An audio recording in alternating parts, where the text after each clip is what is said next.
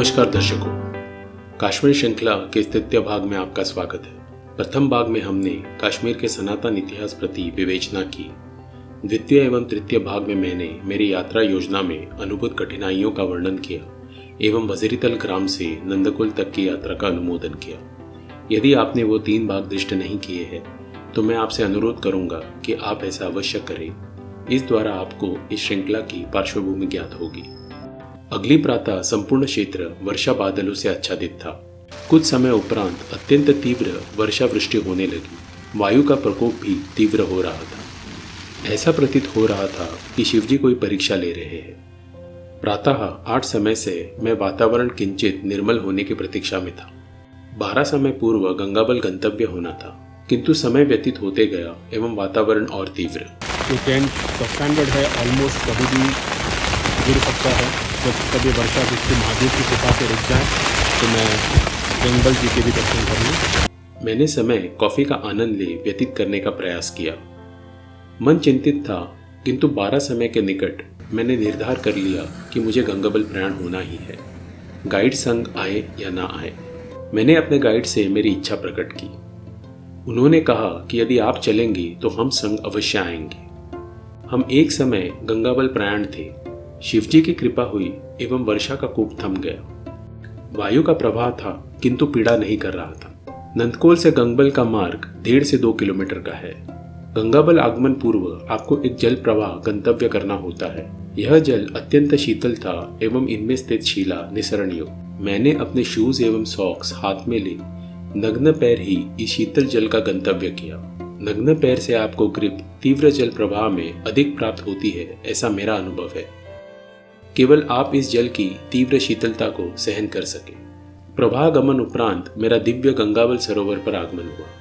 यहाँ आपको एक शिवलिंग एक शिला में स्थापित दृष्ट होता है। इस शिला की रचना केदारनाथ जी के शिला समान है। गंगाबल सरोवर यह 3 किलोमीटर आयाम एवं 1 किलोमीटर विस्तार स्वरूप है। अनुमानतः 13,000 फीट पर स्थित गंगाबल यह सिंधु नदी का उगम है।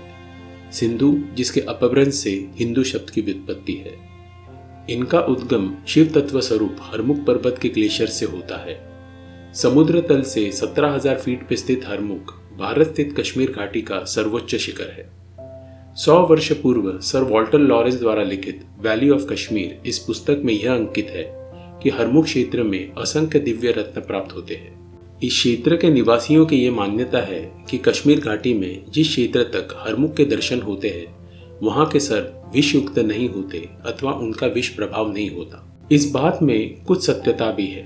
यहाँ से इलाका पुलवामा दिखता है हरमुख का, तो वहाँ पे जो सांप है वो जहरीले नहीं होते। और एक दार का इलाका है जहाँ से एक हरमुख नहीं दिखता, तो वहाँ के सर्प जहरीले होते। हरमुख को हरमुकुट अर्थात शिवजी का मुकुट ऐसा संबोधन किया है। यहाँ शिवजी शिव तत्व स्वरूप निवास करते हैं एवं इसी कारण कश्मीरी संस्कृति अनुसार हरमुख का शिखर आरोहण नहीं किया जा सकता। स्टेन नामक माउंटेनियर ने यह अंकित किया है कि उन्हें इसी कारण सन 1894 में हरमुख आरोहण के समय कोई भी पोर्टर एवं गाइड नहीं प्राप्त हो सका, वो मुस्लिम ही क्यों ना हो। वे ऐसा भी अंकित करते हैं कि जब उन्होंने हरमुख आरोहण उपरांत अपने ब्राह्मण मित्रों को उसकी सूचना दी, तब सबने उनसे यही कहा कि आप यदि कह रहे हैं कि आप हरमुख शिखर आरोहण कर आए, यह बात अपने आप में स्वयं प्रस्थापित कर देती है कि आप हरमुख के शिखर पे नहीं गए। उनके कथन अनुसार उनके क्लब के कुछ माउंटेनियर्स 1860-1870 में जब हरमुख शिखर आरोहण गंतव्य थे, तब उन्होंने भी यह अंकित किया कि एक समय आरोहण उपरांत एक भ्रम उत्पन्न होता है कि वास्तविक में हरमुख शिखर कौन सा है। हरमुख शिखर की इस दिव्यता का हमें हरमुखुक गोसनी नामक कथा द्वारा परिचय होता है। एक साधक निरंतर हरमुख शिखर की खोज प्रयास थे। उन्हें शिवजी के दर्शन की इच्छा थी। 12 वर्ष के निरंतर खोज उपरांत जब वे पुनः मार्गक्रमित थे, तब उन्हें मार्ग में एक गोजर की भेंट हुई जो अनुमानतः शिखर निकट से अवरोहण कर रहे थे। साधक ने गोजर से पूछा कि उन्होंने ऊपर क्या दृष्ट किया। गोजर ने कथन किया कि वे अपने मवेशी की खोज में शिखर के मार्ग क्रमित थे। उन्हें वहां एक दाम्पत्य दृष्ट हुआ जो गाय का दोहन कर रहे थे एवं वो दोहित दुग्ध एक नरमस्तक के द्वारा प्राशन भी कर रहे थे। तो उन्होंने उनको भी दूध पूछा, तो उन्होंने मना कर दिया गुजर ने, तो थोड़ा सा दूध उन्होंने उनके सर पे मत दिया। दूध मत के वो चले गए, वो अदृश्य हो गए। जैसी ये बात ब्राह्मण ने सुनी, उन्होंने उसके सर को चाट लिया और वो गायब हो गए। उन्हें मोक्ष प्राप्ति हो गई और वो गुजर सोचते रहा। हरमुख गंगा यात्रा को अत्यंत दिव्य माना जाता है। राज तरंगिणी में अंकित वर्णन अनुसार भाद्रपद शुक्ल अष्टमी के दिवस असंख्य श्रद्धालु अस्थि विसर्जन हेतु यहाँ आगमन करते थे। सरोवर में अस्थि विसर्जन पूर्व वे पर्याप्त जल, भोजन एवं अन्य कर्मों के लिए संग्रहित करते थे। कारण अस्थि विसर्जन पश्चात यह जल रक्तवर्णीय हो जाता है एवं ग्रहण अयोग्य। यह दिवस एवं यह यात्रा वर्तमान में भी कश्मीरी पंडितों के लिए महत्वपूर्ण है। इस दिवस को गंगा अष्टमी से भी अंकित किया जाता है। हरमुख गंगा यात्रा यह 1990 के पश्चात खंडित हो गई, कारण यह मार्ग मिलिटेंट एक्सफिल्ट्रेशन एवं इन्फिल्ट्रेशन के लिए अवलंब होने लगा। व्यंग्यात्मक दृष्टिकोण से ज्ञात करें तो यह यात्रा मार्ग राज तरंगिणी में इसी कारण से भी अंकित है। ऐसा वर्णन प्राप्त होता है कि नारानाग से तुलेल गुरेज का मार्ग कश्मीरी क्रांतिवीर उन्होंने भी अवलंब किया है, वही मार्ग जो मैं इस श्रृंखला द्वारा प्रस्तुत कर रहा हूँ। गंगाबल समान नंदकोल का भी उद्गम हरमुख के ग्लेशियर से ही होता है। इस सरोवर को कालोदक एवं नंदी सरस ऐसा संबोधन किया गया है। यह नाम काल स्वरूप शिवजी एवं उनके तत्व स्वरूप नंदी जी का बोध करता है। इसी कारण इस संपूर्ण क्षेत्र को राज तरंगिणी ने नंदी क्षेत्र अथवा नंदी क्षेत्र ऐसा संबोधन किया है। नंदकोल का पवित्र जल है। मेरे पीछे शिवजी साक्षात हरमुख स्वरूपी विराजमान हैं। पुराने ज़माने में कालोदक कहा जाता था। यहाँ पे काल का अर्थ शिव होते हैं और उनके जो साथी नंदी है उनका ये क्षेत्र माना जाता है। लालेश्वर रचित ग्रंथ में इस दिव्य क्षेत्र की अद्भुत व्याख्या अंकित है। कुंडलिनी स्वरूप शिव तत्व हरमुख अधीन है। विमर्शनी रूपी शक्ति गंगाबल एवं नंदकोल स्वरूप सृष्टि का निर्माण कर अंततः विष्णुपद अथवा कौंसर नाग में सम्मिश्र हो रही है। यह संपूर्ण दृश्य शिव शक्ति के प्रकाश विमर्श का बोध करता है, जो कश्मीर शैव परंपरा के मूलभूत है। नंदकोल का शीतल जल यह शिवजी के कुंडलिनी शक्ति का बोधक है। इस क्षेत्र में बीज मंत्र युक्त देवी साधना उपरांत नंदकोल के शीतल जल में स्नान करने से अभिन्न ऊर्जा का बोध होता है। कश्मीर ये जो भूमि है इसे देवी की भूमि कहा जाता है। राज तरंगिणी में कल्हण ने इस क्षेत्र की व्याख्या कश्मीर पार्वती ऐसी की गई है। इसका अर्थ यह है कि संपूर्ण क्षेत्र देवी का क्षेत्र है और यदि आप इस क्षेत्र में आएंगे, यदि आप शिवजी के भक्त हैं, शैविज्म के भक्त हैं, देवी के भक्त हैं, स्पेशली देवी के भक्त हैं, यहाँ पे यदि आप आके बीज मंत्र का जाप करेंगे, नंदकोल के अत्यंत शीतल जल में आप यदि स्नान करेंगे, शिव तांडव का जाप करेंगे सामने शिव जी को अभिमुख होके, तो आपको एक अनन्य साधारण ऊर्जा का अनुभव होता है। इसी कारण मैंने गंगाबल के दिव्य स्थान पर माँ भद्रकाली के बीज मंत्र का प्रयोग चित्रित किया। यहाँ मैंने तीव्र शीतल वातावरण में योगी शरीर ऊर्जा कैसे प्रस्थापित रखते हैं वह एक वैज्ञानिक पद्धति से प्रस्तुत करने का प्रयास किया है। यह वीडियो मैं अलग से प्रकाशित करूंगा एवं उनकी लिंक यहाँ यूज कर दूंगा। गंगाबल हरमुख के दर्शन एवं भद्रकाली देवी साधना उपरांत मैंने इस क्षेत्र को नमन कर शिवजी के आभार व्यक्त किए, जिनके दिव्य कृपा बिना यह यात्रा संभव नहीं थी।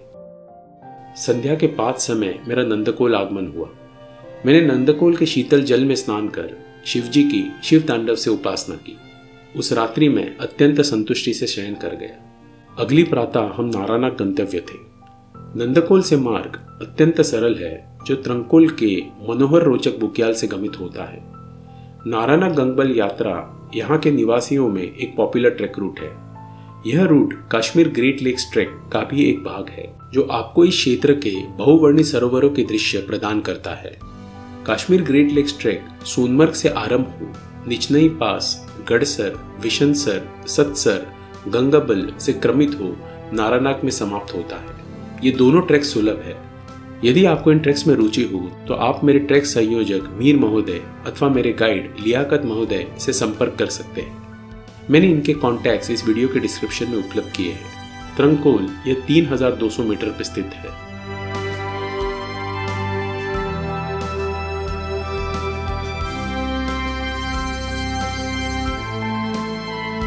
दीर्घ मार्ग क्रमण उपरांत आपका एक स्थान पे आगमन होता है, जहां से आपको एक स्टीप अवरोहण करना पड़ता है, जिस उपरांत आपका नारानाग आगमन होता है, जो अनुमानतः 2200 मीटर पर स्थित है।